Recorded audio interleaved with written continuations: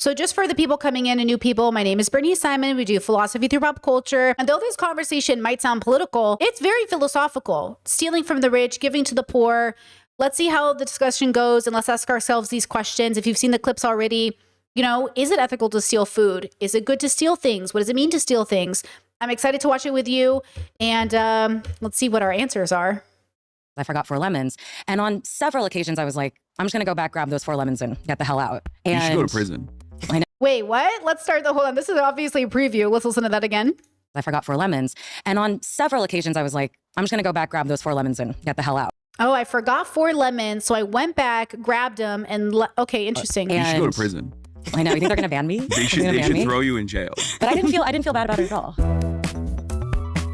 All right. I'm proposing a new term, micro-looting. I started going into the grocery store, I would pick up the thing that I wanted, and then I would go. It's a survival technique. Gotta eat to live, gotta steal to eat. You're paying for that, right? No, babe, food is a human right. People are taking small things from big corporations, and they're feeling justified.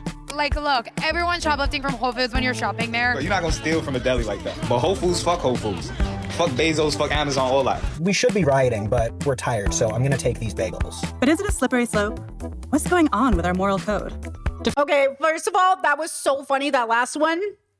We should be rioting, but we're tired, so I'm going to steal these bagels is hilarious. Find out. I'm talking to political commentator Hassan Piker and New Yorker writer Gia Tolentino. Thank you both so much for being here with me today to talk about this. Hi, Okay. Gia. Hi. Hi, Hassan. Hi. I want to start with a little exercise just about our own morals. Would you share your Netflix password? Yes. I do. I also do. Well, Definitely. With anyone. For the longest time, I actually had someone else's Netflix password. That was my primary access to Netflix. And now Right. you share your own? Yeah. Would you get around a paywall on an article you're trying to read? Yes, but I also have paid. It depends. Do it every day on my stream. Every I day. support it when people do it for my own work. I say, go off. Use the Wayback Machine. Would you pirate music from an indie band? Girl, LimeWire much? Wait, define indie band. Hold on. Indie band? Oh, no. No. Like a small band? No, I was thinking Nirvana, which was not, and Sublime was at one point, but they're not.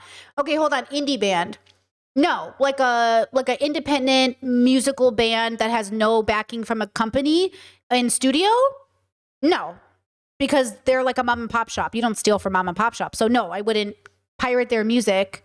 But like a bar band. Chat's like a bar band. No, like I'm not going to pirate their music. Like I'm assuming it's available. It's the internet. Like why would I even need to pirate? Do we even need to pirate music at this point? Wait, I just had this realization. Do you guys even need to pirate music? It's all on YouTube now. So yeah, I wouldn't steal from small creators. Is it 2005 and I'm using LimeWire? Yeah, see? Okay, thank you. Like LimeWire? Like, indie band. Wait, okay, good. Because yes. I feel like every millennial has at some point done this. I feel like fundamentally Spotify is kind of like deleterious to the musician livelihood, and I use that. But then I go to the shows. I'm pro piracy all the way. Like across the board. Would you pirate a car? Yes. If you could, if one could pirate a car, it was just a classic thing back in the day. The government funded anti-piracy initiatives would be like, "Dude, would you steal a car?" I'm like, yeah, yeah. sure. If I get away with it, if it was as easy. Wait, I remember those. I remember those ads. Those are pretty funny. Okay, I will say the question was indie band, so not to be specific, but if they just mean pirating in general, like yeah, I'm team pirate. But independent creators. Independent people, I really think you should support small creators and not steal from those people in any capacity. But I am team pirate. Easy as pirating IP, I would do it. Yeah. Would you dine and dash from your local diner? Never. No dining and dashing. Never. Tip 35%. Mike's, come on. No, I wouldn't do that. And if I saw somebody doing that, I'd probably pay for their meal. Yeah. Would you steal a book from the library? Never. Oh, no. The library? No. Plus, the library has a system. They're going to make you pay for that book anyways. You can't, because you mean steal. Hold on, pause. Hold on. My brain is too funny. Okay. No, because that is a community effort. That's the community coming together. You shouldn't do that to your public libraries. No. Would you steal from the Louvre? Yes. The Louvre. I would not be logistically capable of executing such a fact, but would I cheer on every news story of people that I see doing it? Absolutely. I'm indifferent to this. I don't understand that type of thievery. Look, I'm fuck scammers and fuck thieves.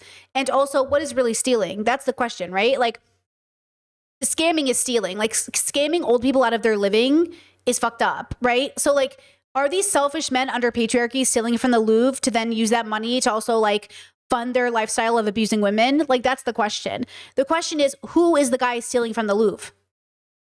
Like, are they good people? Like, who is stealing? So no, I wouldn't steal from the Louvre because that's crazy.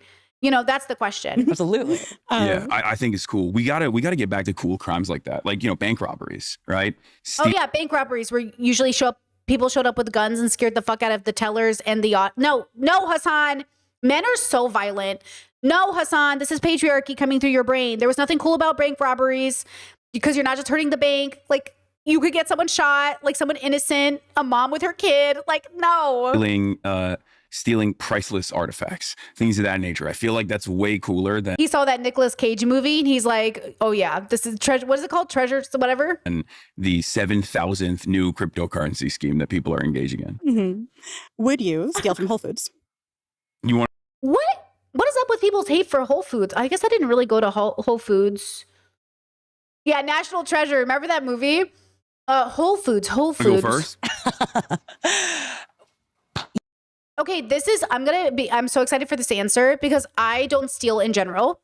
And I have stolen food, but let me just tell you this really fast. I worked in grocery and they would throw away a lot of food and I would eat that food. Or I would take like salad samples when I didn't have money and I would steal that food. It is stealing, but I always had a rule about what I could steal. I couldn't steal fresh food, wrapped food, food that was not going to be thrown out. And I couldn't just steal food because I would feel like I couldn't justify it. But I think we would all agree you could very much justify taking food that was meant for the dumpster that you knew was perfectly good, that they wouldn't let you take because of, quote, liability. Like, that kind of stealing makes so much sense to me. And that's good stealing. But I think, like, stealing food, like, it depends on the capacity. If you're privileged enough to afford it is bad. But if you can't afford food, I'm not going to shame you for stealing it. I think the problem is like a lot of people who are privileged steal because they have a mental problem. And that's not good. But I do think like that's not good for them. It's not really that it's bad for the company. It's not good for you. I don't want you to have to live with the reputation of being a thief. You know what I mean? I don't want you to have to deal with the fact that you steal when you don't have to, right? Because like that's not a good precedent to set for yourself. But I would say that I will never shame people for stealing when they're hungry and unable to afford food.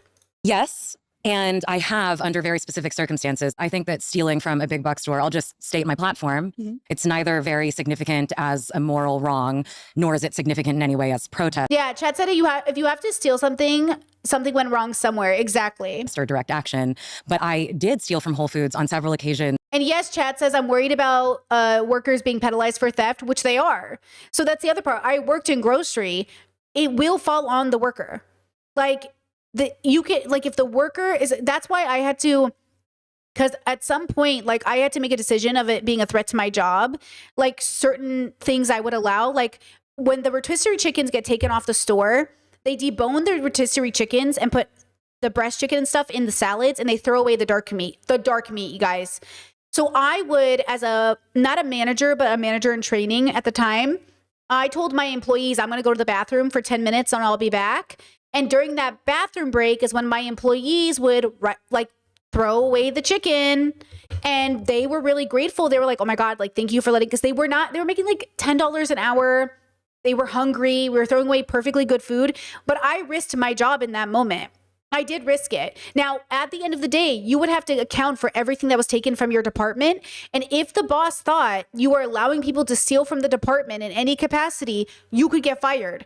So I was very careful about in which way none of us would get caught, because I knew that it was the most ethical way to, quote, steal food that you were going to throw away anyways, which is why I never let my employees take food that was not going to get thrown away, because they would get fired and I would get fired. What was the point of that? And I wasn't even a manager, guys. I was a manager in training. I wasn't even getting the manager journeyman pay, by the way.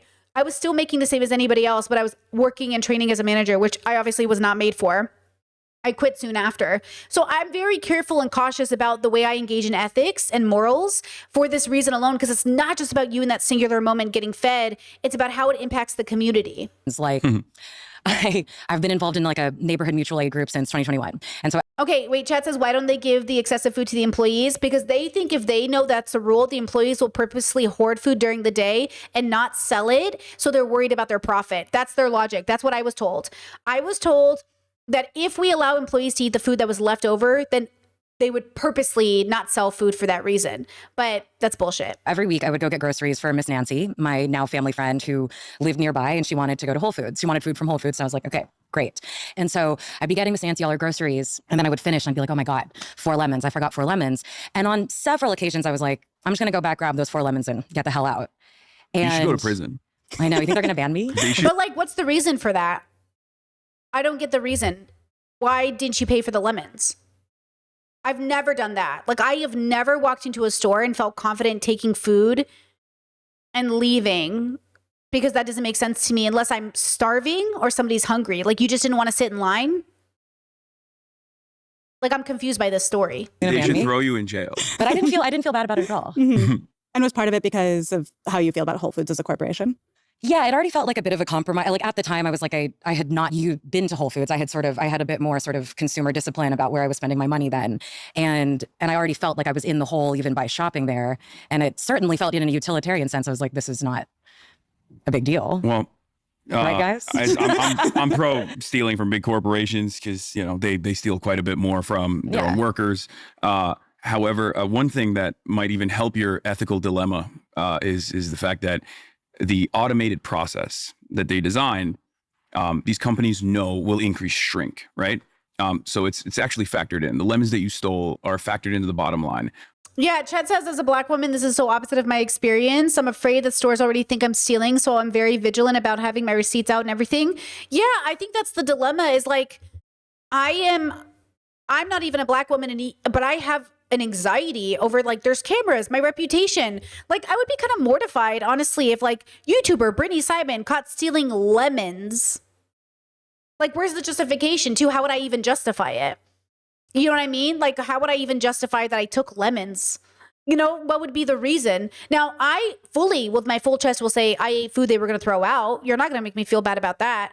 But in my ethical framework, I couldn't even imagine like stealing clothes I didn't need or makeup I didn't need or food. Like, I don't even know what would be my reasoning. You know what I mean? And then I'm already mortified. Like, oh my God, one time I was at Walmart and the guy was like, I need to check your receipt. And I was like so offended because I was like, I know I paid for everything. And I actually had accidentally forgotten about something and I felt so embarrassed. Like, I feel that embarrassment because I have money. I don't need to steal it. And also, if I didn't have money and I needed to steal it, that would mean like I needed help. Do you know what I'm saying? So like, maybe that's it too. Like, in an ideal society, we wouldn't have people who are struggling enough to steal. And also in an ideal society, we would hold people accountable for stealing because we would assume that it was only bad people stealing, but good people steal too. But it's weird for her in this situation to talk about stealing lemons. I'm not quite sure I get it. Of these mega corporations regardless, and they still end up having increased profit margins because they no longer have to pay the cashiers. And it was a mistake, by the way. I really did forget to scan this item. I thought I did, but I didn't. And so like, again, another opportunity to humble yourself, but that they used to hire as opposed to this automated system, knowing full well that people are still going to be able to steal a lot more efficiently, as a matter of fact, through the automated process. Totally. Well, I was looking things up, and shrinkage is... Also, I don't know if this woman is rich, but Hassan is rich enough to pay his fees. Minority people in these situations, if they are caught, I mean, they could end up having a record that could set them, they could get kicked out of their housing. So I just want to make it clear, this is a very privileged conversation.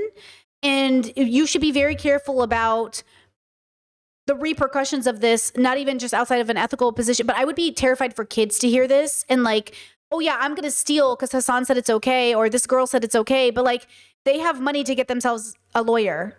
Please wait. That's what I would tell young men, because I noticed when I worked at the grocery store, young men would steal. I'd be like, hey, you weren't sly about that. This could go on your record. You need to protect yourself. Okay, you're a brown guy in a white world. You need to be careful about stealing food. And I would teach them how to take food that would get them in less trouble, like the rotisserie chickens that were going to get thrown away. So I would be like, don't steal this sandwich. Here's some chicken, And like, that's how I would do it. I'd be like, here's this. Here, Like, we're going to eat this. Like, you know what I'm saying? So like, if you're going to teach people to steal, teach them to steal with the least amount of legal repercussion. Because hello? Is roughly equal internally as externally. Like they expect it from their... Exactly. Chat says rich people steal for thrill and poor people do it to survive. Exactly why this conversation feels crazy to me at this very moment. But who knows? Maybe it will change. Employees that they are sort of disenfranchising constantly. Yeah. But what about the argument that if everyone just starts stealing wantonly from these self-checkout machines, Whole Foods will eventually raise the prices? Yeah, chaos, full chaos. Let's go. I mean, look, I'm in favor of fast and free buses and also government-owned storefronts. And, two of those policies, the mayor of this beautiful city is currently working on. Would you encourage stealing in the same way from a Mamdani-run city-owned grocery store with lower prices? And why? I would not. Because I feel like that's taxpayer funded, and the prices are this union labor, and the prices are also adjusted regardless. I think that hypothetical is interesting, right? Because if you look at it from a categorical imperative type thing, what if everybody did this? The converse is like, oh, what if every major grocery chain stole from workers and consumers? And that is basically true, right? Like, it's interesting. Like, I think it speaks to the thing where a kind of harm committed by the individual strangely continually draws more ire than the same harm being committed by structure. And so I kind of am inclined towards this. It's like, everyone try it, see what happens. Yeah. Well, by the way, ironically enough, I don't personally do it. I never do it.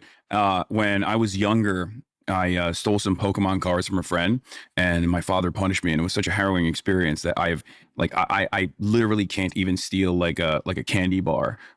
When we were in college, a lot of my friends used to love doing that. Getting drunk, going to the gas station, 5-finger discount. I would never participate in it, and I still can't to this day participate in it. I'm just saying that I personally don't really care. If someone needs the food, they should absolutely steal it. There's one thing that's like stealing when you're a teenager and you want the adrenaline rush, and part of it is about testing the rules and getting away with something. But I feel like what I'm seeing on TikTok and social media is people saying that they're stealing from Whole Foods, not just for the thrill of it, but out of a feeling of anger and moral justification because the rich don't play by the rules. So why should I? And Jeff Bezos has too much money. He's a billionaire. So why should I have to pay for organic avocados? Now, hold on. Chad said you quoted me. Here's some chicken. And you said, why teach them crime instead of teaching them how to food banks work? If you're asking me, right, food banks run out of money, food. And so if you're like too far in the line, you won't get it. Food banks aren't always accessible, and this food was going to be thrown out anyways, right? So yeah, if you're talking to me personally about my chicken story, I would just say like they're throwing away chicken that is perfectly good that I made that morning, and they don't want to feed it to employees. And so why would I let this food go to waste? Like, I'm very anti-food waste, and I learned in grocery, like, how much food waste exists. So I take it as a personal issue. Like, same thing with like people's obsession with getting the milk carton that's like the third back, or the juice carton that's third back. Guys, you are creating food waste. Grab the carton that's going to expire the soonest and drink it. You know what I mean? Every time you skip it, and everyone after you skips it, those are all bottles of milk that a cow was artificially inseminated and, raped basically to get you a glass of milk you never drank, and or just don't drink it at all, and let's end milking industries and dairy industries altogether.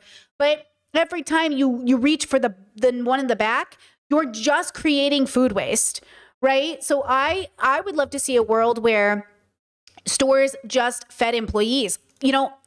Out of high school, I worked at In-N-Out. And you know why I recommend working at In-N-Out? Because I assume it's still this way. In-N-Out feeds you. You get fed a whole meal at In-N-Out. You never have to pack a lunch because they feed you. Every business should be feeding their employees. That's my philosophy. I think every single business that hires an employee should guarantee lunch. My friends and I have started calling this micro-looting because it has a slight political valence to the theft as opposed to just the thrill of getting away with something. Have you noticed this around you online? Have you noticed more people talking about stealing in this way? I mean, I have not seen people talking about micro-looting or such, whatever action at this age. I haven't either. This is my first time hearing it too. Is online, but I think, it kind of speaks to an attenuation of the tactical language of direct action. You know what I mean? It doesn't work for me as a form of direct action because it's concealed, right? Like any successful direct action in history has to be ostentatious, has to make itself known, is ideally collective, and this is sort of necessarily individual and hidden. But I'm like, oh, great. Sure. Chad said, I'm not saying your intentions are wrong. I think you have a good heart, but it's still theft. And I know friends that have done the same thing and lost their jobs. Yeah, I was risking losing my job, right? Absolutely. Right? But you have to understand, right? When you're in a position where all you can afford for lunch that day is $1.25 worth of food, like with peace and love, you know what I mean? We don't live in an ideal world. And that's really fucked up. So it's worth the risk because at this point, you're not even making enough to feed yourself anyways. You have to understand these people are not making enough to feed themselves, right? So it's a temporary reaction to survival. You're in survival mode. And when we're in survival mode, that's different than living mode. Example, I make enough money now. I don't need to steal food. It would be unethical if I stole food when I can afford it. These people can't afford food. They can't afford it, right? So like you have to feed people. And that's why we were very cautious and good about the way we did it. And no one ever got fired because we were strategic. Okay. And again, we did something within reason that most people would get behind within reason because the food was going to be thrown out anyways. So we guaranteed an outcome that would be better for people. Again, because we're surviving. So again, yes, if you do it a certain way. That way it brings down the probability of being fired. But yes, we are all risking our jobs. Let's think of ways to let's take this energy and let's move it into some other thing. Like, I think it's great that the valence of property is kind of on the table as something to be toyed with in terms of direct action. I feel like we've forgotten there's a long and storied history of sabotage and sort of engagement with property destruction even, which is abhorrent to people. I mean, you remember in 2020, the like Gucci, Chanel stuff in Soho when that was looted. Well, NYPD is investigating a robbery pattern targeting high-end clothing boutiques in Soho. Latest happening Tuesday at the Chanel on Spring Street. That looms so much larger in many sort of... Also, look at the patriarchy of it all. Look at this is groups of men. Right? There's always an element of like, you have to understand a lot of men that are thieves, a lot of men that scam, they do it through patriarchy and capitalism having a baby. When women are trying to feed their communities, it is not the fucking same thing. I'm trying to feed boys who were never taught how to feed themselves. You're looting jewelry to use on what? You know, that's not the same thing. So do not put us in the same category, okay? These men are not fighting for the liberation of their people by stealing necklaces. Women are taking food that was meant for the dumpster and giving it to babies to feed them. So just a reminder, we are not the same.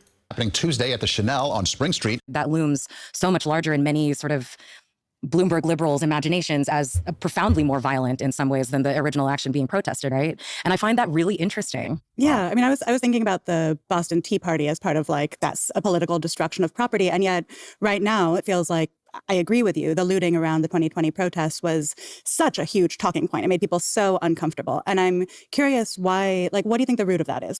I was thinking, that thieves are actually quite highly valorized in narrative, I mean, Aladdin, true. famously. Stop the thief! Robin Hood, Jean Hood, Valjean. right? Yeah, Jean Valjean. Stole a loaf of bread. We understand it's well within the collective consciousness that stealing for need or purpose, it's something that we understand and feel. Yeah, I agree. This chat said most homeless or unhoused folks have jobs and a huge percentage have full-time jobs.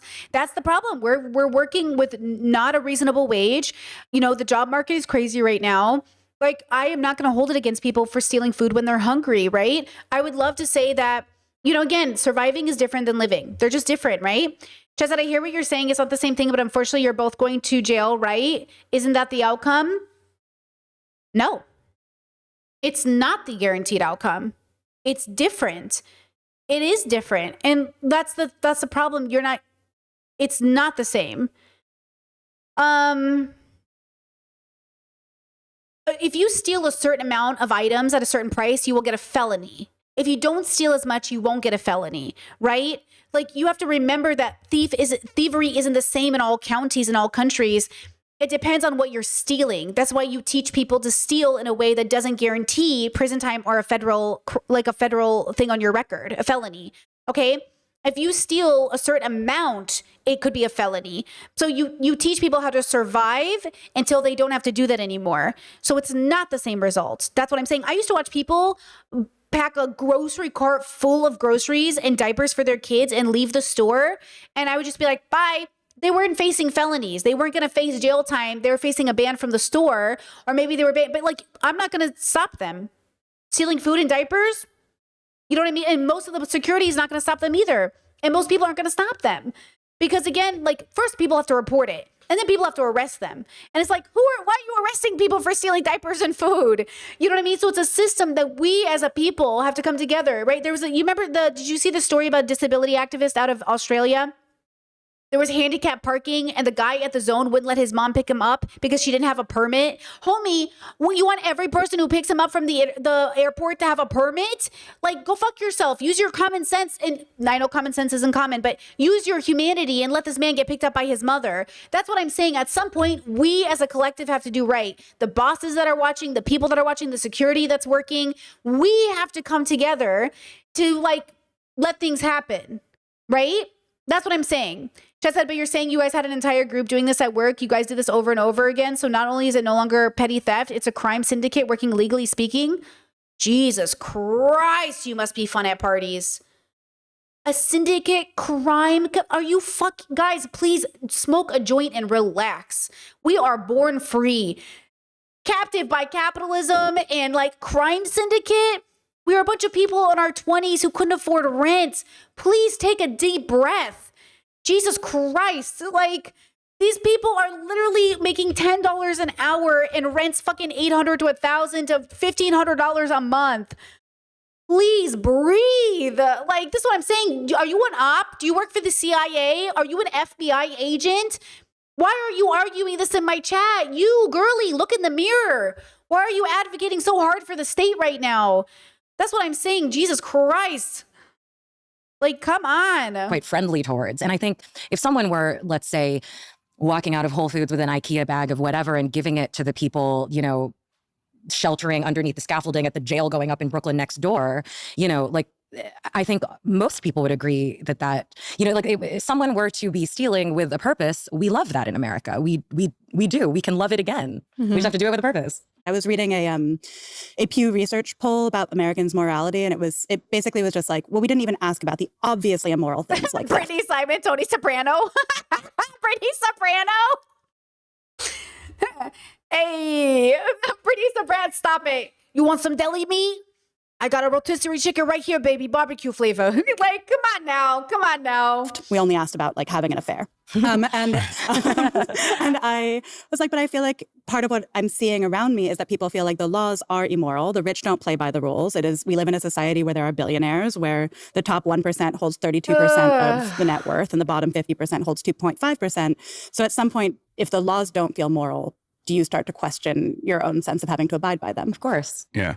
I wanted to work off of a point that you were making. This was also something that was addressed in a previous New York Times podcast that I did with Rouse Douthit, where I brought up the concept of.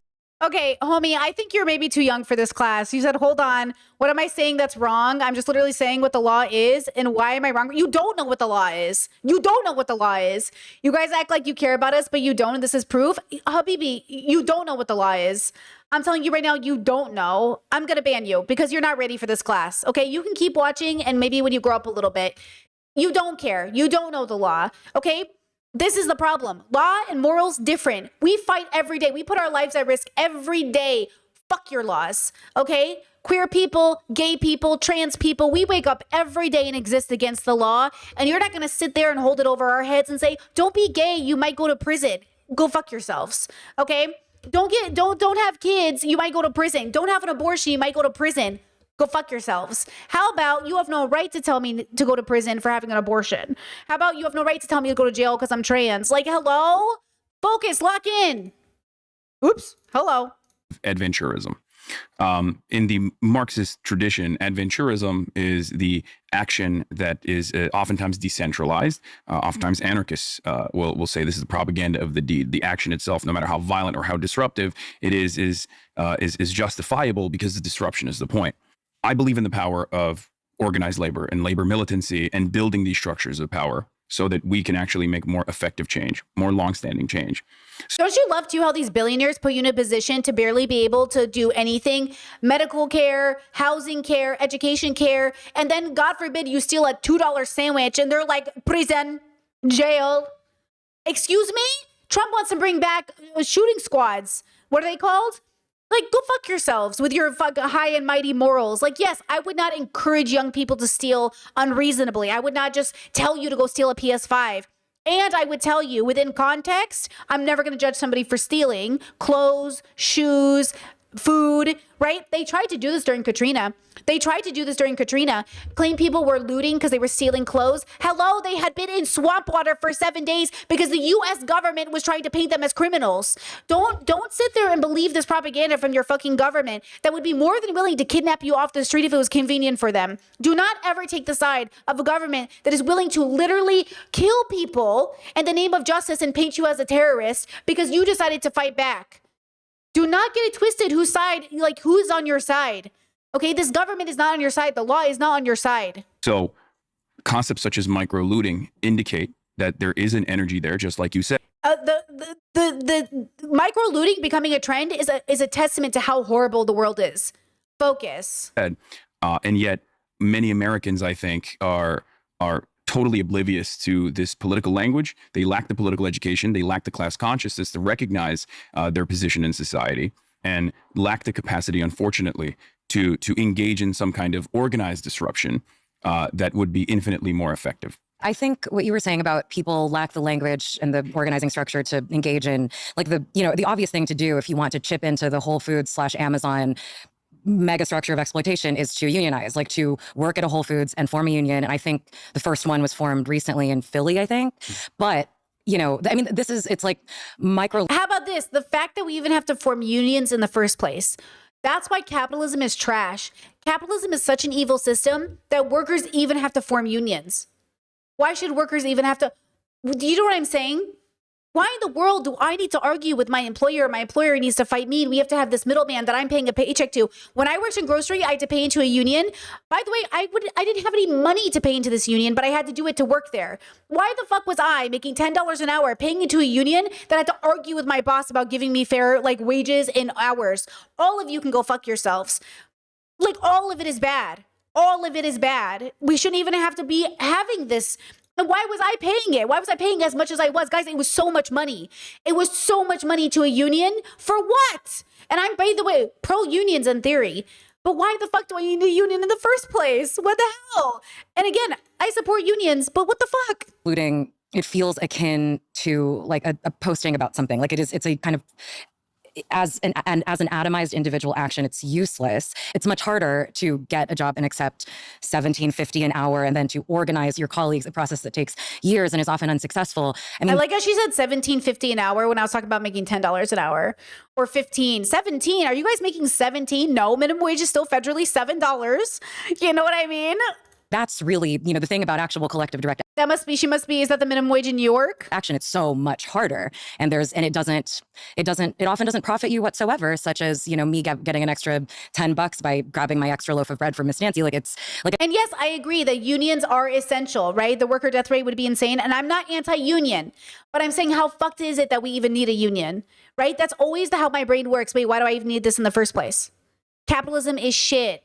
I do think we are also lazy as humans. We're also selfish. We also, we've lost not only the language and the union density and the structure to engage in things like this, but we have also lost the sort of muscle that is built up to be able to engage in these sort of things. We've lost the rooms in which these things are planned, Mm-hmm. Yeah. And the confidence. I think we've lost the confidence within ourselves because there is not a lot of action like this.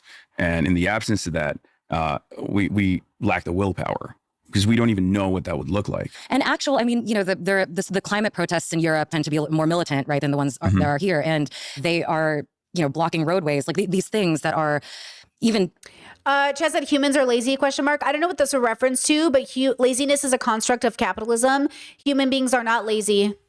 It's a myth of capitalism that humans are lazy. Objectively, completely nonviolent forms of obstruction and interference that don't even involve property destruction, but merely the interruption of the capital flow of the workday, are criminalized to shocking degrees to me, even in Europe, And I guess I'm saying, maybe we are getting the lack of courage is maybe a rational response to the kind of the way these actions are treated in the popular consciousness as well as by the criminal justice system, but they shouldn't be. I want to get back a little bit to the anger underneath this. In 1965, CEOs were paid 21 times the average worker. In 2024, CEOs are paid 281 times the average worker. I feel like some of this is coming from a feeling of the social contract is broken. And then there's also the slippery slope of what happens if we completely break the social contract and no one plays by the rules anymore. And I wonder where you two see the interplay of those two ideas.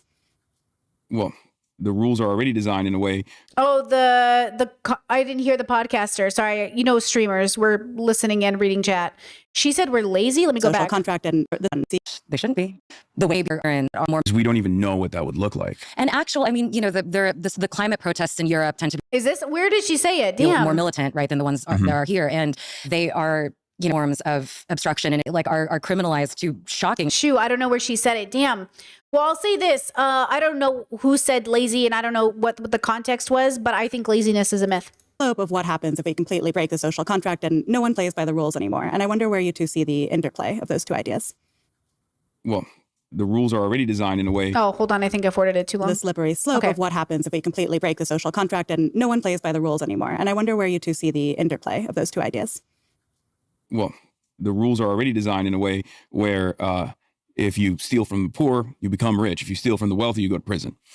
So there's only one direction where you can do unlimited theft and erode the social contract for the 99%. There's an invisibility baked into the system that allows the wealthy to engage in this sort of behavior. Because I mean, it's a cliche at this point, but like wage theft is the most consequential amount of theft that takes place in the United States of America.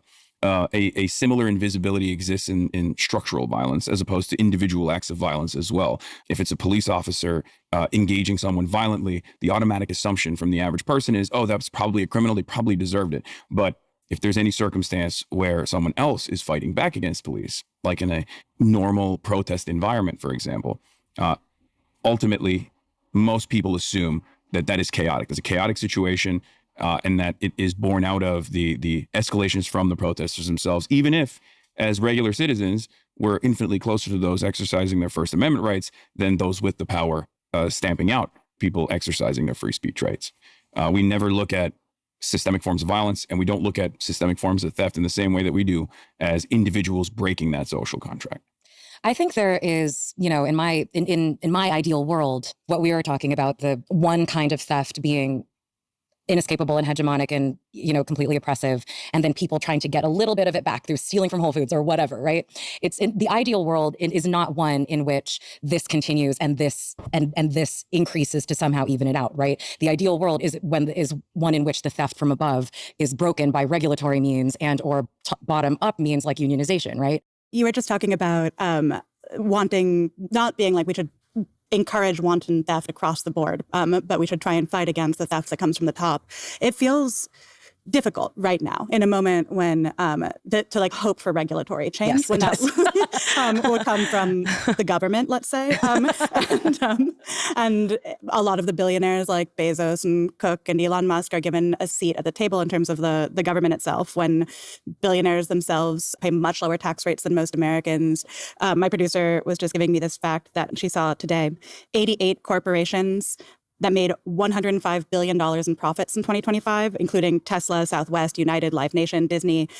They made $105 billion in profits, and they collectively paid income taxes of $0. Right. I mean, it's a far more consequential withdrawal of resources and trust from the public sphere to do that, to talk about any individual thing that any person has ever done. Right. Like, it's like, and I think, the 1%, the top 1% of Americans, 20% of their income is withdrawn from, is withheld from reporting every year, like as just a standing statistic. And that's not even a corporate structure. That's not even, that's just ordinary rich people, Okay, to go back, you were talking about sort of what you do see as effective political protest. And recently a employee of Set fired Kimberly Clark Warehouse as a protest. Yeah. Is that an effective form of political protest, or is that purely violent?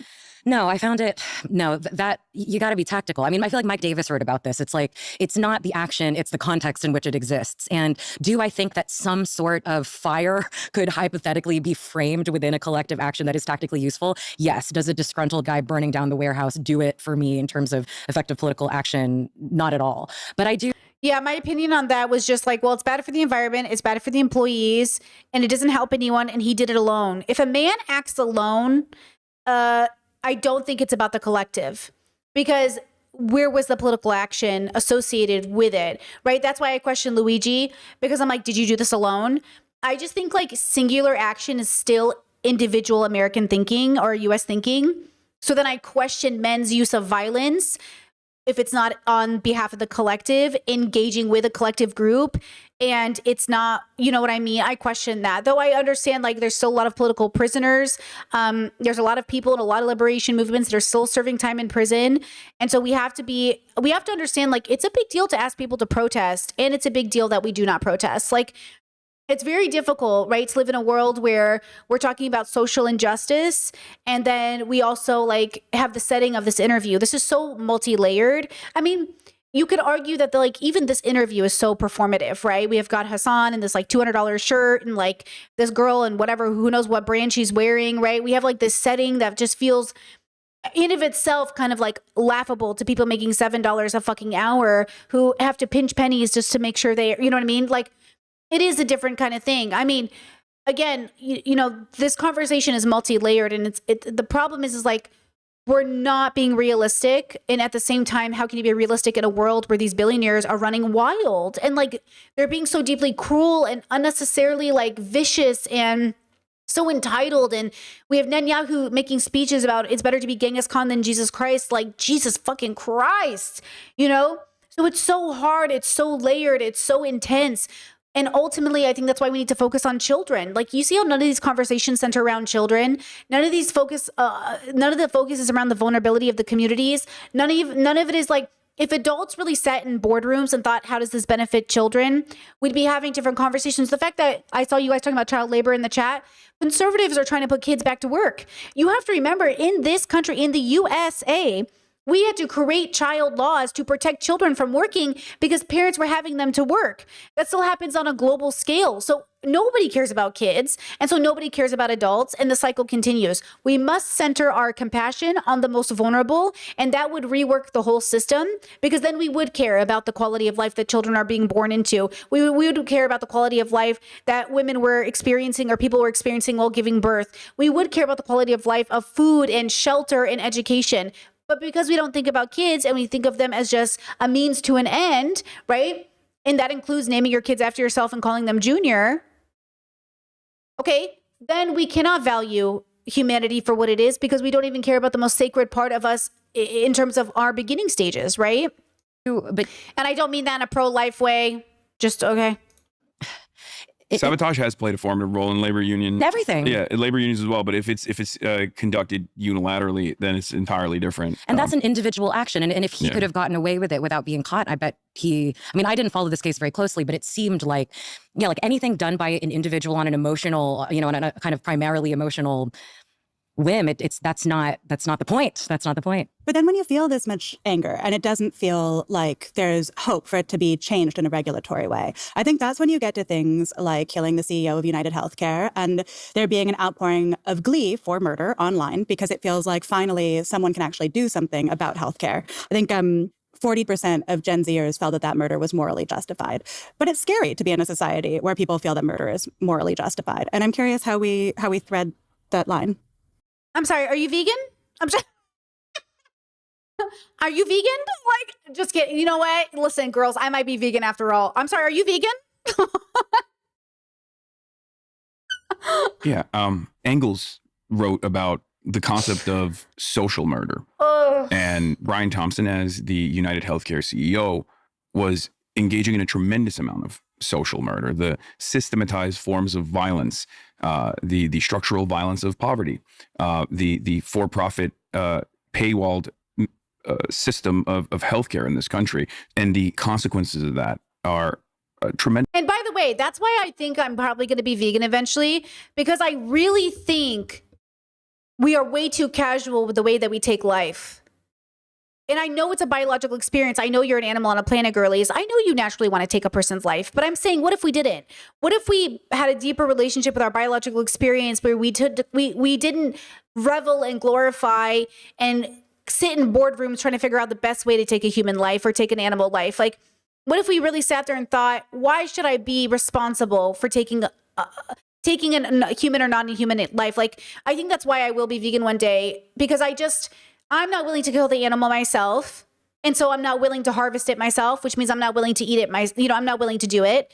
And And I just don't want that. I don't need to kill something to eat, so I'm not going to. If I'm in a situation where I have to kill something to eat or I have to defend my life against an intruder, like directly, that's another conversation. And I don't believe in objective morality, so I think there's something there. Same with stealing, guys. Like, same with stealing. I can justify stealing food that's going to be thrown away. And I think all of us as a society should agree with that. I don't think there's one person in the world that should sit there and say, well, you shouldn't steal food that's going to be thrown away. It's still stealing. You're a bad person.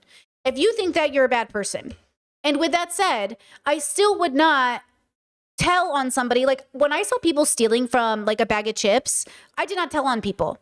I'm not going to tell on you for buying a bag. I'm not even going to, honestly, if I'm going to be real with you, I don't really believe in reporting like theft from stores in the sense that I know there's insurance to cover this. And also, why would I ruin and derail this whole person's life off a bag of fucking chips? Like, you're so fucked up. And there was a woman I used to work with. She used to hate me at the grocery store. This woman would hate me. She would follow me around the store because I was kind of known as like loosey-goosey on the rules in this sense. And she'd be like, Brittany, you can't let people get away with stuff. I was like, I just didn't see him do it. She's like, you didn't see him steal it? And I was like, I must have missed it. There were 14-year-old kids. You want me to call the police on a 14-year-old kid stealing Cheetos? I was like, I guess I just didn't see it. She's like, you didn't see it. And I was like, I don't know. And I get why she didn't like me because I was like, I don't know. I must have missed it. I mean, I was like 21 years old. I could barely afford my own place. I was renting a room. I could barely afford my own grocery bills. What the fuck do I care about some kid? And this was a different stage of my life. I've worked in a lot of grocery stores and I've worked in Washington State, California State. I've worked for Kroger. Actually, I worked for Ralph's, I think, which is owned by Kroger. So I guess I've always worked for Kroger. But I've worked in multiple states and multiple stages of my life. And so like, you know what I mean? Like, what do you want me to call on somebody for, bro? Like, what do you want me to derail their whole life for? Why do you revel in someone's like suffering in such a way? I'm just, you know what I'm saying? And that wasn't even when I was like a manager or whatever. Like that was when I was like a bagger, like, you know, bagging at the front. And that's when I worked in rotisserie chicken later. But the Seattle time was when I was working to be a manager, maybe, right? I didn't even get there. But that was in California, this story. But why would I do this? Like, why would I turn this kid in? Okay. Or in Seattle, as an example, there was a woman, I remember seeing her. I remember I was checking my lanes and I saw her and she kind of looked at me like this. And she was in the kids aisle, like the diaper aisle. And it was formula. And she looked at me and I said, and I walked away. I was like, this. And I saw her like breathe a sense of relief.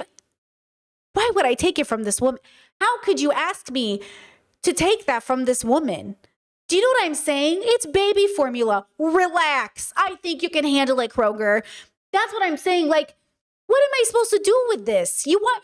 Formula is very expensive. Sometimes my partner and I, we go through the grocery store here at Croatia and we look at the prices of formula and we go, We look at diaper prices and go, and we're not even having kids. We've decided not to have kids. But I do this to deeply empathize with parents because I want you to remember, because I think people forget how expensive things are. Okay? So that's what I'm saying. Yeah, you're not going to make me feel bad that I'm not calling the police on someone stealing. Chat says Brittany being like, I need glasses, I guess. Yeah, I guess I need to check my prescription. You know, what am I going to do? You know what I mean? Like, tremendous amounts of pain, tremendous amounts of violence, tremendous amounts of deaths. And that was a fascinating story for me because America's very draconian. Now, if I see someone, like if there's like a really, really evil person who's like going around a mom and pop shop being like, I'm going to steal from this fucking old lady. I fucking hate this lady. Like, oh, I'm calling the police on you. You know what I mean? If you're like, or I'm going to tell you off first, but like if I see like a grown man who's 45 years old being like, I hate these, like insert hate crime here. Okay, well now we got problems.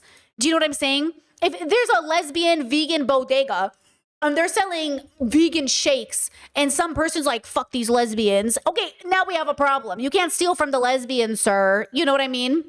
About crime and punishment. They're very black and white on this issue. And yet, because of the pervasive pain that the private healthcare system had created for the average American, I saw so many people immediately understand why this death had taken place. Even before they knew who the shooter was or what the motive was, we had universalized this pain, so much so that virtually every American has a similar experience, a shared experience where Definitely. they have a loved one that spent their last days, instead of spending them with their family, spending it on the phone, talking to their healthcare provider. It is a very a U.S. trauma that I hesitate to go to the doctor. Like in Croatia, my partner has to remind me, you will not have a bill. Like they have to remind me that like we pay health. I do pay health insurance as a visa person here, but I still have trauma over going to the doctors in America in the US because I've paid so much in medical debt, or I've had to go to collections, that he was like, Brittany, you can go to the doctor here. The insurance will pay for it unless we go to a private person. And even if we go to a private person, again, like you pay into a system. And I was like, yeah, I pay. Like US is the richest, quote, most powerful country. And it is absolutely neglecting their citizens. And the citizens, by the way, you have to liberate yourself from the way you've engaged in this propaganda, embodied this propaganda. Like American citizens are self-harming, and this is bigotry and racism. It's not just capitalism, it's racism, it's bigotry. It's people willing to see their own kids starve and not get educated just to keep it out of the hands of other people, other marginalized people. So remember, like your bigotry, this is a philosophy channel. You must deconstruct your own bigotry for the sake of yourself. It will benefit you. You are not benefited by carrying the burden and curse of racism in your heart, homophobia in your heart, transphobia in your heart. You're not benefiting you. You're not actually liberating yourself. You are self-harming. So if you're so selfish that you don't want to do it for the sake of others, do it for the sake of yourself. But you see how you can't even do it for the sake of yourself? Amazing. What an amazing position you have put yourself into. Provider to maybe get a little bit of economic respite so they don't carry on medical debt for their next generation, for their next of kin. That's a harrowing process for a lot of people. And for them, that is murder. For them, that is torture. And that is the reason why I think the reaction to Luigi Mangione, especially by younger generations, was not so negative. I think also it's worth saying, it's not so much, there are not that many healthcare CEOs. There are not that many industries that are as universally understood as merchants of social murder, as of structural violence upon people. And it was as if the language appeared lit up within people that had never articulated it out loud. Like there are so few industries, maybe that is singularly the one that touches everyone, that harms nearly everyone.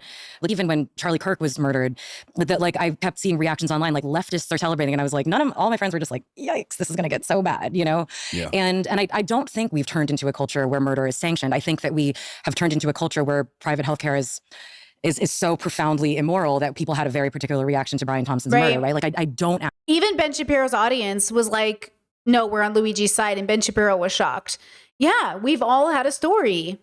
Actually think necessarily that we have come to a place where targeted assassination is seen like, I wonder with something like murder, like the murder of a healthcare CEO, is it just a release valve for anger, or is it actually effective political action? Has anything shifted in terms of healthcare in this country because of that? I felt enormously frustrated in the weeks following that every single, I assumed, I don't know why I thought that. It wasn't going to be a collective consciousness moment because people's bigotry got in the way.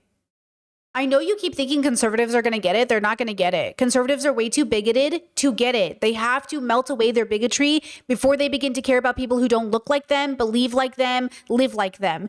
Until they do that, they will never give a fuck. They would rather their own families go bankrupt, their own medical bills raise, before they help people who are different from them. You have to get them to understand their bigotry isn't helping them. It's not keeping them safe. And so until you do that, they just won't trust you. Because listen, to them, it is scary to rely on a neighbor to pay into a system if that neighbor lives differently from them because they don't believe in you. That's why Dave Ramsey has to promote this Christian healthcare thing.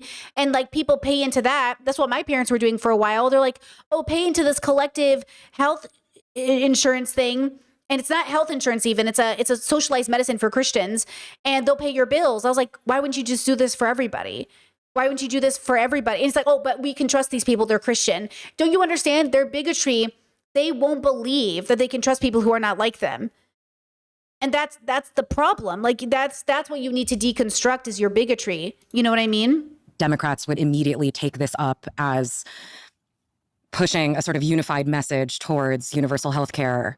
I don't know why I expected that. I don't know why I was disappointed that it didn't happen. Elizabeth Warren did it to her credit. Sure, but you know what I mean? I thought it would be, I don't know, and I don't know why I expected that. But I do not think that it was effective political action. I do think it was an effective act of political consciousness raising, but I don't think that's action at all. I do think it was served up. Oh, and chat says, which is so fucking annoying, like, how do you make them stop being racist? Well, first you have to accept that they want to be. That's why the collective consciousness, like trying to build coalition with racists to take down capitalism isn't going to work, because you haven't accepted that they want to be. First, they want to be racist. They want to be homophobic. They want to be transphobic. They think it's what's correct. Second, they have to stop wanting to be racist. That's the hard part. You can't make a racist stop wanting to be racist until they're ready to be not racist, right? So you can't. And so you have to accept that you live in a world that would rather be racist than not be racist. Would rather be transphobic than not be transphobic. So they're not going to change until they want to. And that is the hardest part. But then you can think about, okay, now what do I do? Now focus. Okay, the world's not going to be different until it is. So how do I make sure that the world is a reflection of it as a whole, and I am part of that whole? So then you have to change yourself. Okay, you have to exist in a reality where now we challenge ourselves. Okay, what does it mean to exist in the world? How do I exist in the world? How do I, you know what I mean? So like, then it becomes, okay, now what is the one thing I can control? Me. So then you do that. And then you work with people that are like-minded, like my audience. We're generally similar-minded. So we similarly give our money to the same people. We similarly promote the same people. We similarly advocate for the same thing, like not calling the police on someone stealing chips and feeding people who need food. And yes, there might be a repercussion to that, but there's a repercussion to simply existing. And here we are, right? Like, again, we are allowing billionaires, we're allowing Netanyahu, we're allowing these people to genocide a whole population in front of us. And God forbid we steal a bag of chips. It's like that meme, trying to use your paper straw while the billionaires are literally bombing the world. You still should use a paper straw, but do not get it twisted that you need that there isn't some serious crisis happening, and it has always happened and will always keep happening until we deconstruct the big three: capitalism, racism, patriarchy. That big three, those are the big three. And until we do something about this, the world will stay the same. But these are the three, because these connect to everything and they're all equal. You cannot say capitalism is worse than racism or patriarchy. No, they're all the same and they're all working in tandem. Okay, they're working together. For someone to just spike that ball over the other side. And that did not happen at all. But I think, and I find that kind of one of the most egregious missed opportunities. And look, Habibis, we're all going to die anyways, right? I don't mean like philosophy channel here. We're all going to die anyway. You might as well die knowing you did the right thing. Okay? I would rather die knowing I did the right thing than try to live my minimal time on this planet evil just so I can make money, which is what billionaires are doing. Billionaires know there's nothing after this. We're all going to die and that's it. So they think, might as well take advantage of all of you. And I'm saying, hear me out. What if we know we have a limited time on the earth? So instead of taking advantage of people, we don't. They are morally bankrupt. Do not be morally bankrupt along with them. You are not taking advantage of Ralph's by stealing a bag of chips, but you might be contributing to your own harm by not figuring out the way to live that coincides with your values. But if you are in survival mode, you are not a bad person for stealing a bag of chips. Okay? It is that we have seen in recent political history. I go back and forth on this. Do I think that Democrats are failing? Are they feckless because they're just bad at politics, or is it something more indecent, and that their fecklessness is simply cover for their ulterior motives, which is participating in this grand design? They're funded by the same corporate lobbyists that Republicans are funded by, especially when it comes to private healthcare providers, and they have a vested interest in the continuation of private healthcare. There is consensus in American politics when it comes to the continuation of the private healthcare system, that the system must be private. This also touches on something that I wanted to address that you said. You were saying that like Americans are not used. So the continuation of the private healthcare system, that the system must be private. This also touches on something that I wanted to address that you said. You were saying that like Americans are not used to murder, right? Like Americans are not on board with murder. I kind of wanted to push back on that at the moment because I do think we are a profoundly violent culture. In some ways, Charlie Kirk's assassination was not unique. School shootings are happening all the time. And we have actually decided almost collectively that it's just another another byproduct of American existence. I mean, I know part of the issue is that Americans have lost a lot of trust in their government. I have this other statistic here that in 1964, 77% of Americans trusted the government. In 2025, 17% of Americans trust the government. And yet it feels like there's some political action that feels hope. The question is, do you distrust the government more than you distrust your neighbors? I trust my neighbors more than I trust the government. I also only trust my neighbors with so much, given the amount of misogyny and transphobia that exists in the world. But most of these people, all these Republicans and conservatives who say they don't trust the government, are willing to overlook and ignore everything Trump has done, everything this administration has done, because they literally trust you less. They trust you less than they trust the government. And that's the disconnect. That's the disconnect. So they don't understand when leftists say reform the system, because what Republicans hear is trust the government. And I'm saying it's not the government if the government is for the people, by the people. But the dilemma is like this government, it's not for the people, by the people. And that's the dilemma. So they trust this government more than they trust you.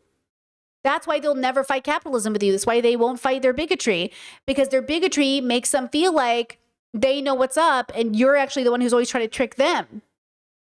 This is why the zombie apocalypse hypothetical is really interesting. Like, what would you do in a zombie apocalypse? And all the people that say, oh, I'd kill everybody, I wouldn't trust anybody. Yeah, you're the problem. You're the problem. Because you, instead of having faith in your neighbor to build coalition with you, start, you know what I mean? And I get it if you're an individual minority, but if you are if you're a white man, as an example, and you're thinking, oh, the first thing I would do is like kill everybody, that's you engaging in patriarchal dominance to think that that is the solution. Like Mamdani's policies for New York. Is this kind of change achievable through the mechanism of politics? Does it line up with Mamdani's politics? Absolutely. I think that this global design of capital that we have seems like oh, damn. Chat says, Americans are not supportive of murder. What does thank you for your service mean? I've never heard it said that way. Damn. I've never heard it said that way. Damn. I mean, literally, though. Ooh. Behemoth that is impossible to defeat. And that obviously discourages a lot of people from taking action. One of the immediate reflections is the fact that we don't really have a democratic process any longer, and people don't even have that confidence in the democratic process because the wishes of the masses are rarely ever represented by our elected representatives. There are many different instances where this has become reality. There was an election cycle that just took place only 2 years ago, where there was a genocide that was happening alongside that, and that was the perfect opportunity to show Americans that your voices do matter, right? And yet the Democratic Party chose not to lean into that real mobilization. 3,500 college campus protesters were arrested in the process. And now we write think pieces about why they're... Okay, that's such a good example. How many people would not be able to process what I just said or what the chat just said? That thank you for your service is basically thank you for killing somebody on my behalf, which is a crazy thing to think about, right? Or thank you for destroying and destabilizing this country and this nation over here and killing their kids. You know, you're basically thanking them for murdering people, right? That is such a... You have to deconstruct the military. You have to start thinking about, like, what does it even mean to fight for your country? Remember that a lot of, like, and it's all over it's even happening, like, in Europe, where people are starting to talk about, like, young men needing to defend their country. And then people have arguments about, like, are you bad for leaving your country in a time of war when they need you to defend it? Like, people are shaming me. People are shaming me and saying, I can't believe you live in Europe when America is struggling or the U.S. is struggling. I'm sorry, do you want me to fight for America? What do you want me to do? Do you want me to kill somebody for America? Like, what do you want me to do? And I didn't even, by the way, I'm here because the immigration process moved that way for our family. The U.S. was not a place for us to immigrate, right? Like, we couldn't afford it. There's a lot of reasons I didn't choose the U.S. If I could have afforded it, that would have been a different conversation, okay? I can't afford the immigration process, right? Let alone living there and all that other stuff. You know what I mean? So when we have this conversation, it is very interesting, this idea of, like, oh, we want you to stay and fight. You want me to stay and kill people? Like, I hear you. I will protest. I will be with you. I don't want to have to kill my neighbor. So do we have a solution in which I'm not killing my neighbor? Now, I know you're thinking, yeah, but people tried that and they got killed anyways. Yeah, but that's because, and this is the part where I want you to understand this, You must be responsible. Yes, the corporations are at play here, but a lot of these conservatives are accountable and responsible for upholding the systems. A lot of people, minorities included, are responsible for upholding the systems. So whether or not we agree that billionaires are evil and they're taking advantage of us, they are exploiting our vulnerabilities, our selfishness, our evil. They are exploiting our own bigotry to work in their favor. But if you didn't have bigotry to exploit, then they couldn't do that. If you weren't somebody they could, you know what I'm saying? There is a part of this where you need to be responsible, where bigoted adults need to be held responsible for the way that they've allowed these people to take advantage of them because they won't deconstruct their own bigotry, right? That's why they use trans issues. That's why they talk about LGBT people. That's why they talk about abortions. Like, because you're not willing to deconstruct abortion, you are siding with people that are talking about taking away women's right to vote and equating what they've done to murder. I love how women are murdering their fetuses, but your sons in the military are saving America. Got it. So when your son in the military signs up to kill people from Iraq, they're heroes. But when your daughter takes an abortion pill after a rape, she's a murderer. Got it. Locked in. Got it. Do you know what I'm saying? I'm saying that this isn't just billionaires. This is our parents. It's not just billionaires. It's our relatives and our neighbors. Billionaires are just the ones who got into billionaire status. A lot of our family and friends would do the same fucking thing if they had $1 billion too, right? Aren't any college campus protesters? Where are the anti-war protesters over and over again? Well, it's like, we did it. The government succeeded in undermining the people's right to protest and the confidence that they have by refusing to listen to their demands. So they succeeded in that regard. However, while this system of global capital seems like a giant that is impossible to tackle, it's also very fragile. Part of this too is like, part of the way that this feels weighted on both sides to me is that if the material conditions of an average person's life are ameliorated by a redistribution of wealth, then the conditions become more possible to take time and take risks and organize, right? Like, I think one of the reasons, obviously, that these things that people don't have time to attend multiple weeknight meetings, organizing something in their community is because they have to work too long. They have to pick up their kids. They pay so much for childcare. There's no margin for anything. And I think, when you're talking about Mamdani, when there's a political program that is about giving people margin for individual pro-social, civic action, then a whole realm of possibilities and energy and ability and interest will begin to regrow. That won't be redirected into okay, here's my 7 minutes of downtime. Yeah. I'm going to use it scrolling or whatever, not that I would know anything about that myself. Not that any of us have used our 7 minutes of downtime to scroll. And the thing with Zoran is that he does instill confidence in governance all of a sudden, because people for the first time ever see someone actually making that positive change, and it brings more confidence, and it creates an environment where people can demand more Zorans. That's why I always say I want to let 1,000 Zorans bloom all around the country. Because there are people like Zoran out there. And they're just waiting to be elected and waiting to come into a position of power and show the rest of the country that, no, you can actually do things. You can do good governance. Yeah, I love that. So a lot of what we've been talking about is taking what little power we have and trying to make it bigger, trying to take back some of the power for ourselves. And so I just wanted to end by asking you, what's one thing that you think should be okay, but currently isn't okay? I mean, IP theft, stealing movies, things like that. Okay. One thing I'm sorry, what was the question? One thing that you think should be okay, but currently isn't okay. One thing you think is okay, but isn't currently considered okay?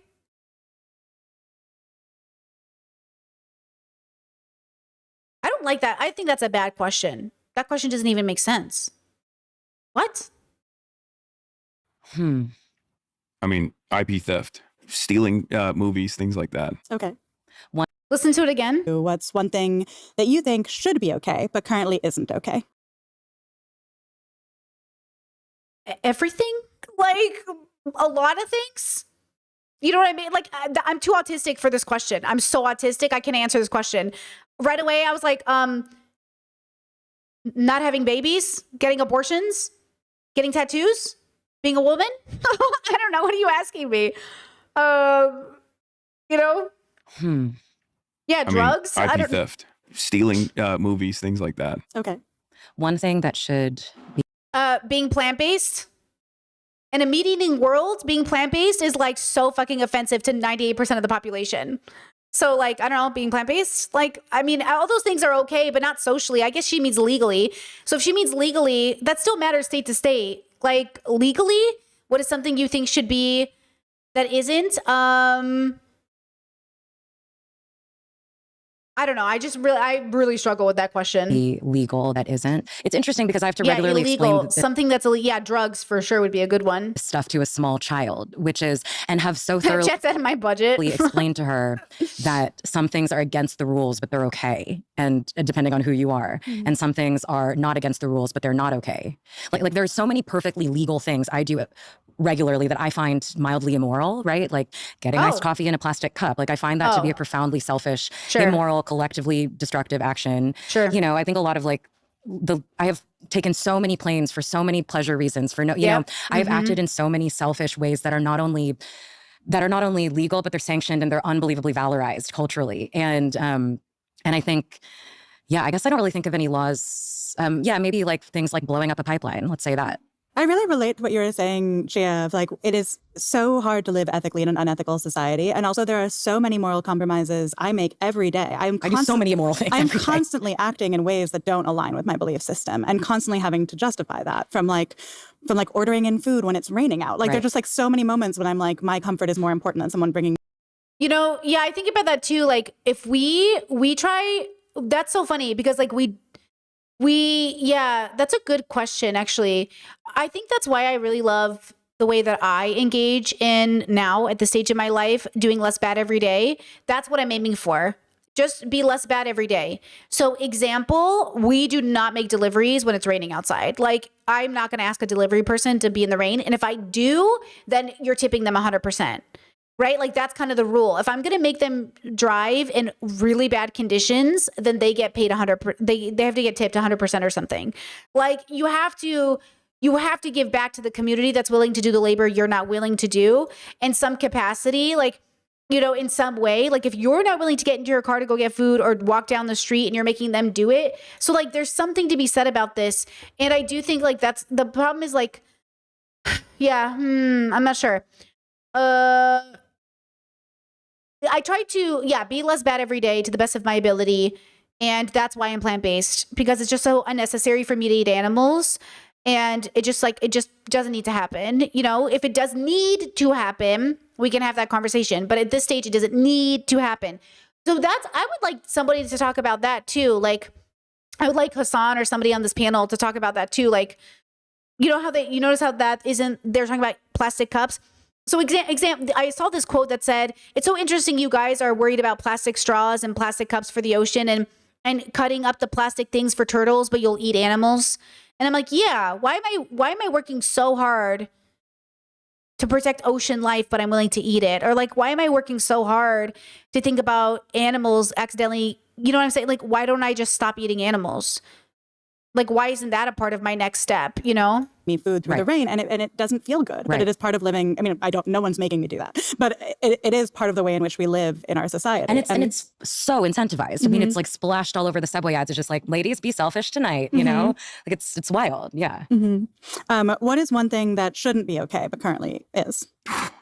So many things. What's the question again? I'm going to need this written. Thing that shouldn't be okay, but you know, like it's wild. Yeah. What is one thing that shouldn't be okay, but currently is?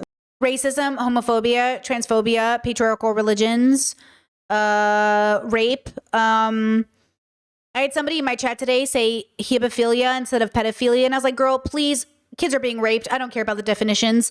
Like, this isn't a Reddit debate. You know what I mean? Like, I'm over it. You know what I mean? You know, so like not caring, you know, bigotry. Thank you. So many things. Extraction of surplus labor value. Honestly, like, wait, did she say but should be illegal? Devised. I mean, it's like splashed all over the subway ads. It's just Hold on. That shouldn't selfish tonight, you know? Like it's wild. Yeah. What is one thing that shouldn't be okay, but currently is? Shouldn't be okay, but currently is. Does she mean legally? Because I really struggle with this word legal. Because like, I would love to see the collective move in a direction that, as an example, like I don't know, like thought about ways to distribute funds in a more equitable way, right? So like instead of giving memberships to Hassan, who's already a millionaire, give it to other small creators. And not even me, by the way, like even smaller creators, right? Like I already make enough money. I'm like I mean, if you want to be a member, you're gonna be a member. I don't even make 6 figures, but like if I, you know what I'm saying? But like he's already a multimillionaire. Let's give that fund to somebody else. Like I would think like cultural, like example, even leftists fall into this category of supporting the biggest person with the biggest name. So all of the funds still go to the biggest person with the biggest name, which is exactly how capitalism ends up working. So, you know, internalizing and embodying like distribution of funds, distribution of resources, distribution of attention. Not all small creators deserve attention, right? Some of them are not great, but like giving them to different people, giving things to different mom and pop shops. Like if you have a Ralph's to choose from, or a mom and pop shop, go to the mom and pop shop, even if it's a little bit more if you can. But again, within reason, however we do it, whatever works for everybody else, right? Like, so don't like kill yourself trying to do it. But I would love the questions to be a little bit differently phrased because I am autistic. And so when I hear them, I take them quite literally, but they don't make sense to me. So like, it's interesting that she chose to phrase the question. See, I would suck in this interview. This interview would be hard for me because I'm like, what do you mean by that? So many things. Extraction of surplus labor value. Great, you went really silly with it. I appreciate that. Exploitation. Yeah, anything above Mao. I think New York should charge people to park on the street, which, I mean, I park on the street, but I think that's just that's an access to a large amount of public money that we should be taking. No! What do you mean? You want to charge people for parking? Maybe I don't understand New York, but why would you charge people for rent is crazy? Why would you want to charge people for parking? Everyone who does street You're going to parking? get assassinated I for that. know. Jay. Yeah, you're gonna get don't. That's a horrible. Don't say that. Don't say that. Don't put that into the universe. I think it's true. Someone's going to fight you. I think it's true. I also think private schools should be mostly illegal. Oh, I agree with that. That's a good one. Yes. You are going to piss off all the drivers of New York City. I know. Yeah. Driving their kids to private school. Yeah, it's a huge problem. Yeah. Okay, so because we have talked about so many different things, let's give like sort of a smash or pass, yes or no style summary. Steal from Whole Foods? Sure. Burn down your employer's warehouse? No. My lawyers are telling me to answer in the negative. Murder the CEO of a healthcare company? Also, no. No. So we have a yes on steal from Whole Foods, microlooting. And But the real yes is get a job there, spend 3 years being a SALT and organize a union. which I think is a true better answer than justify your wheel of brie for yourself. But that's fine too. This interview was so fucking pretentious. This interview was very pretentious. I'm pretty sure these people's net worths are above most average people. This was pretty pretentious, man. I love watching rich people talk about what poor people should do. This was bad, guys. Who did this? This interview was stupid. I'm sorry. From a leftist perspective, this interview was dumb. The problem is you know who was mad about it? Fucking conservatives who can fucking, you know what I mean? They don't have any room to criticize. I think that's what was funny is all the criticism I've been seeing of this interview has mostly been from people that are just mad at Hassan for telling people to steal while supporting this administration that's literally kidnapping people off the streets. So I don't want to hear it. You know what I mean? But yeah, I'm kind of shocked at the pretentiousness of this whole thing. Damn, bro. Listen, it's a struggle out there. You know, it's very hard to be a person. Do your best, do a little less bad every day, and one day at a time. You know? Man, this was rough. This was rough. Okay, that's it, girls. That's all I wanted to do today. Thank you for being here. I appreciate it so much. And shout out to all the new people in the community. I love that you're here. I think it's great.